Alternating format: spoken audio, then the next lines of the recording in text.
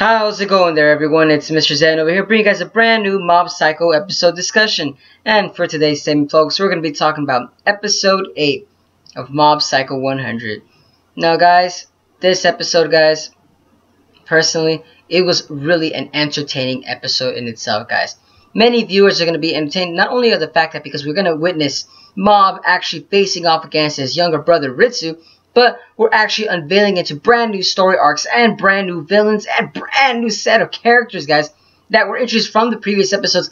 They're now going to be enveloping in the case of the new following ensuing episodes. And that's what I love about One, guys, is the fact that he brings so many characters to life in each and every episode that he shows us, guys. That's what I love about One. And guys, without further ado, let's get to this discussion. Now, yes, guys, this episode, it did kind of first start off back from the previous episode where Ritsu was actually confronted by Mob. Now, I did love how they actually had a little bit of dialogue between these two characters before they actually started fighting. Yes, guys, they were fighting, quote unquote fighting. The way I say fighting was because it was basically a one-sided fight, guys. The reason I say it was a one-sided fight was because Ritsu was the one that was arguing. Ritsu was the one on the offensive. Ritsu was the one trying to damage Mob throughout the whole entire fight. Mob, on the other hand, X-Nay, he was actually not trying to hurt Ritsu throughout the whole entire episode, guys.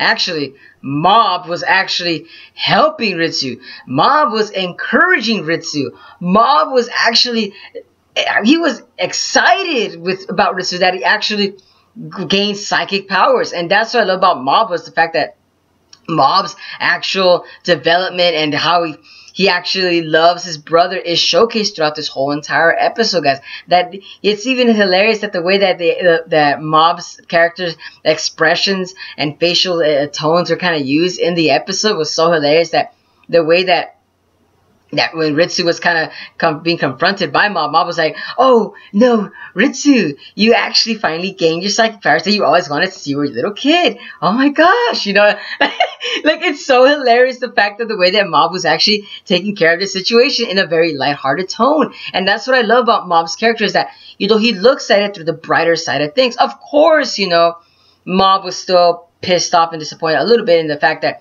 you know, Ritsu actually hurt all these characters, but then nonetheless, you know, as a older brother, you know, of course, Mob is actually gonna bypass all that and say, you know, oh my god, you know, you actually gained your psychic powers, so you want it. And that's what I love about Mob's character. He's still a comic relief character in this episode, guys. And yes, he also has very serious moments. Even throughout this episode, guys, he had very serious moments. And also, we actually get to witness Mob actually showcase something that we've never seen before, guys, and throughout the whole entire episode. This episode, guys, was a groundbreaking episode, guys. I'm gonna say, guys, it was really groundbreaking because of the fact that we're actually introduced into many ground-staking developments in this episode. Not only with Mob itself, but with other characters, and also very new dilemmas that are actually unveiling in themselves, guys.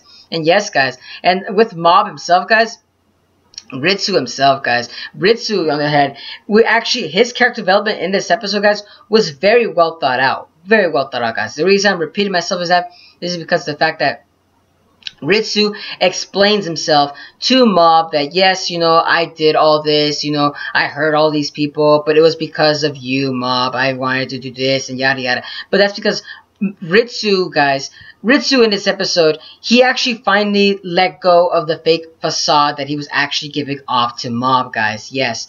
Yeah, he was actually, I would say, just playing pretend on being nice. And I like how Ritsu actually explained why he was being nice. You know, it's because I was afraid of ever getting you angry, and I couldn't do nothing if you ever got angry, was because I wasn't powerful enough to stop you. But now, because I'm powerful enough, you know, basically, he can be whoever he wants to be, and basically that just means that, you know, they could go like a regular brother against brother fight. You know, that's what Ritsu was kind of hoping for. He could never have that kind of same sibling rivalry as regular brothers and sisters could always have, you know. He couldn't ever get Mob angry. And it kind of makes sense, looking at the way that Ritsu kind of explained himself. It really made sense because of that. Because, I mean, come on. If Ritsu ever made Mob angry, Mob would just literally just use his psychic powers, throw Ritsu against the wall, and, you know, and be like, "Shut the f up," you know, "It's my way or the highway." And of course, Ritsu would be like, you know, halfway peeing in his pants. "Oh yes, yes, brother, yeah," you know. Of course, like, just imagine that kind of scenario of Mob ever together. But of course, you know, we're not really ever going to see that kind of situation, but because, you know, Mob actually does take care of his younger brother, and that really was showcased in this episode, guys. I mean, come on. Mob is never really seen as a very angry character. And, guys, in this episode, respect to Mob, guys. Mad respect to freaking Mob. Because the fact that, you know how Ritsu heard all those gangs from all the other schools that were all around, guys. Mad respect to Mob. Mad freaking respect. Mob actually bowed down on his knees and apologized to all the freaking gangs on their faces. "I am sorry if Ritsu hurt all of you guys. He's really a nice guy." I was actually in shock to say, like, wow, you know, Mob, you know, you don't have to do that. Like, viewers are gonna just be giving that WTF expression as to why are you doing that? You don't have to do that. Even Ritsu was actually at the point of, like, you know, like, just exaggerated right there, like, and angry, and just looking at Mob like, why, you know, don't do that. You know, like, and it's just hilarious the fact that, you know, that Mob is doing that, but, you know, Mob himself, of course, he's in a higher power that, of course, Mob is able to do that. That he's able to defend himself. That, you know, he's able to be in that kind of apologetic state, you know. But it's actual respect too, guys, that Mob actually did that, because, you know, come on. Mob kind of figured too at the same time that it really wasn't Ritsu's really own fault. It was basically just, you know, Ritsu kind of basically just having fun, you know, all in the sense, you know. It's funny how, like, in the brighter turns, you know, when the psychics, you know, they, like, stronger beings have too much power, you know, all they could do is really just apologize. That's all they can really do, in a sense, is just apologize, say, "Oh, I'm sorry this happened, guys. You know, did you guys learn your lesson?" I guess the kind of vibe I was actually getting off that kind of scene, guys. It's hilarious, guys. But I don't want to stray too far from what the actual episode was actually enveloping, guys. And besides, you know, Ritsu's monologue with Mob himself, you know, by the way, Ritsu kind of needed that dialogue with Mob, was to get that off his chest. You know, I'm going to repeat that again, guys. He really did need to get that off his chest. I mean, come on, he needed that. And now that's why Ritsu actually is a changed man. At the end of the episode, guys, Ritsu actually is a changed man. I personally thought he was a changed man. I don't know about you folks. I personally thought he was a changed man at the end of the episode. It was because of the fact that, let me say it, guys. Let me say it once more. Let me say it once and for all. That adult Esper that we actually saw from the previous episode was actually showcased in this scene, guys. And yes, he actually came down and brought down hell itself, guys.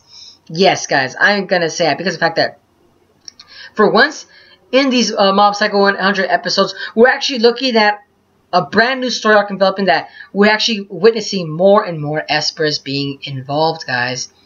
And yes, guys, this Esper was no joke. This Esper really was powerful. And this Esper made quick note of freaking Mob himself, guys. Wow. Just wow. I had to Google his name to see who he really was, because I kind of like glimpsed by the whole entire episode to see what his name was. And the reason I say that is because of the fact that the episode was very entertaining, guys. It was very battle oriented. Because of the fact that his name is, if I remember correctly, Koyama. The adult Esper's name was Koyama, guys. And this character, guys, was evil to the bone. And this character also kind of broke boundaries, also because of the fact that with this character, he was fighting Mob. He actually was the first, I feel like he's the first actual human to actually get Mob pissed off on purpose.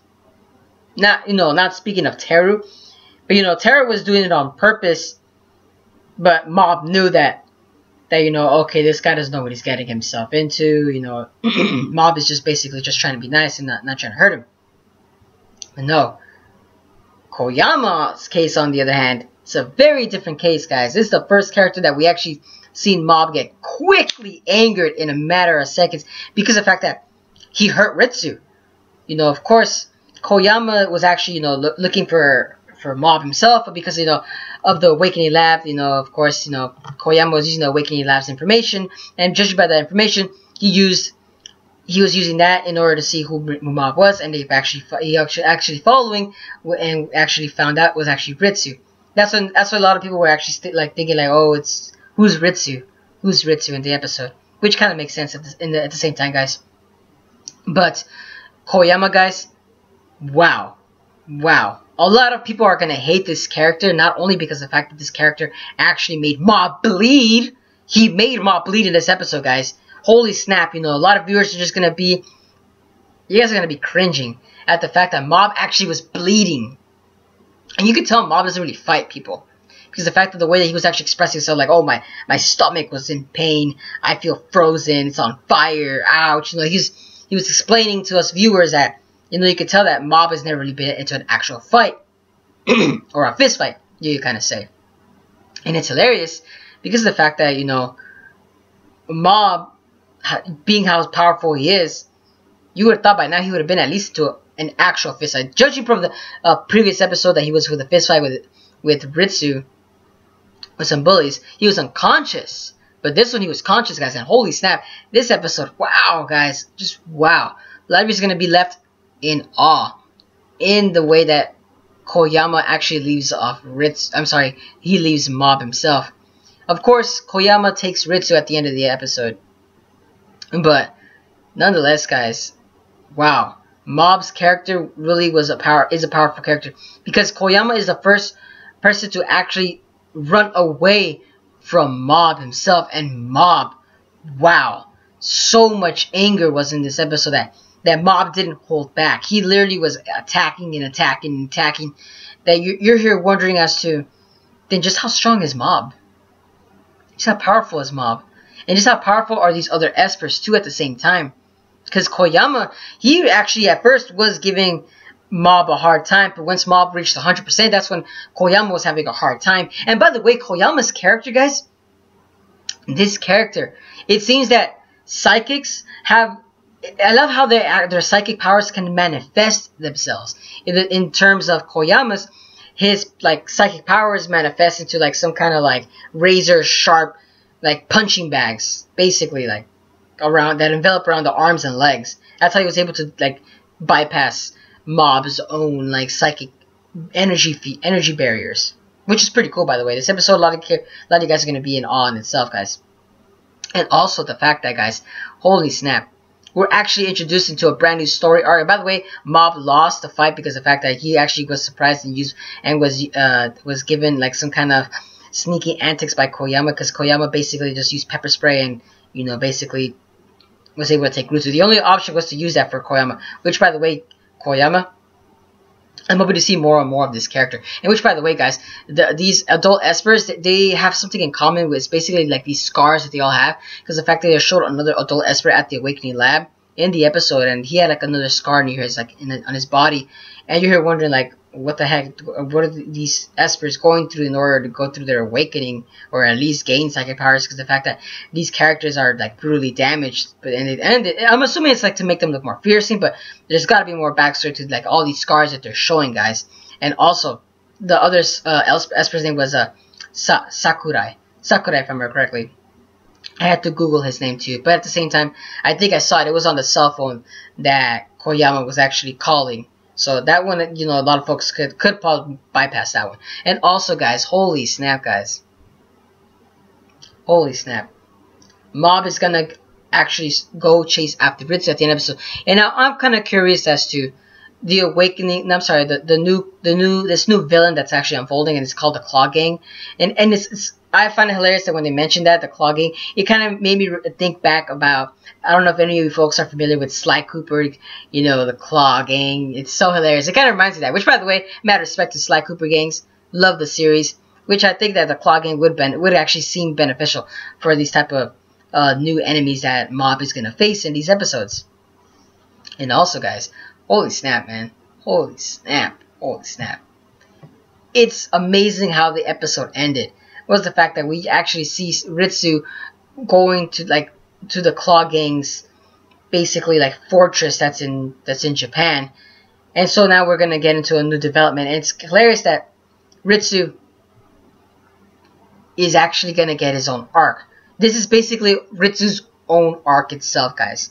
It's his own arc. It's so hilarious. Ritsu's character is developing the story more and more and more along the lines. You know, he's unlocked his psychic powers, and now he's actually getting a rescue arc in itself, guys. And this rescue arc, I can't wait. I can't wait to see it, guys. It's got to be entertaining in itself, guys. And I can't wait to see what kind of espers Mob is actually going to face off against in this rescue arc. He's going to rescue, and he's going to go rescue his own brother, guys. And also, you know, Teru is going to be involved in this, guys. Can't forget about Teru. Teru is going to be involved. He's going to be showcasing his powers again, guys. But I can't wait to actually be shown against another esper, you know, or these unnatural espers that, you know, they're basically manufactured. Like cookie cutter espers, basically. And also, guys, Dimple is going to be showcased. I can't wait to see Dimple more. And don't forget, guys, in this episode, Master Reagan was actually showcased in this episode as well. Master Reagan, again, mad respect to Master Reagan. He always keeps the episode lighthearted every time he's showcased in the episode, guys. I love Master Reagan. Master Reagan is a one-of-a-kind character that has very high spiritual power in the episodes, guys. Mad respect to that character as well, guys. But that's it for today's episode, guys. Like I said, guys, I enjoyed the episode very much and was very entertained. A lot of you folks are going to be glued to this episode because the fact that we're actually enveloping into a brand new rescue arc that's going to involve rescuing Ritsu with Mob trying to chase after him. And with, you know, a lot of new members, like I'm assuming that are going to be enveloping and showing some character progression in the episode, guys. But let me know down in the comments below, guys, what you guys think about the episode itself. What do you guys think about the Claw Gang? In my opinion, guys, the Claw Gang looks menacing itself, guys. I feel like these characters are going to be giving Mob a hard time. But let me know down in the comments what you guys think about the Claw Gang. And also, what do you guys think about the Awakening Labs members? Do you guys think the Awakening Lab members are going to get their powers awakened in this arc that's unfolding, guys? And also, what do you guys think about Dimple? Do you guys think Dimple is going to be actually help Mob in the case, or is he going to be like just a standby character and just used for comic relief? And also, Master Reagan, guys, mad respect for Master Reagan in the episode. Did you guys enjoy Master Reagan's clever shenanigans that he does all the time, guys? So hilarious with that character. But like I said, guys, let me know down in the comments below what you guys thought about this episode. And if you guys enjoy the content, give a like, comment, share, and subscribe. But this is Mr. Sen, signing out.